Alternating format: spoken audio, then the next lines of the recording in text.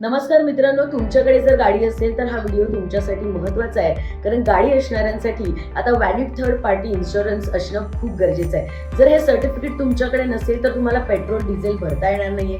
इतकंच नाही तर तुम्हाला फास्टॅगही मिळणार नाही. सरकारच्या नव्या नियमानुसार हे सर्टिफिकेट असणं आता खूप महत्त्वाचं आहे. इतकंच नाही तर तुम्हाला वारंवार वाहनाचं प्रदूषण प्रमाणपत्र म्हणजेच PUC आणि लायसन्स सुद्धा वेळोवेळी अपडेट करावं लागेल. बरं, आणखी एक महत्त्वाचं सांगू का?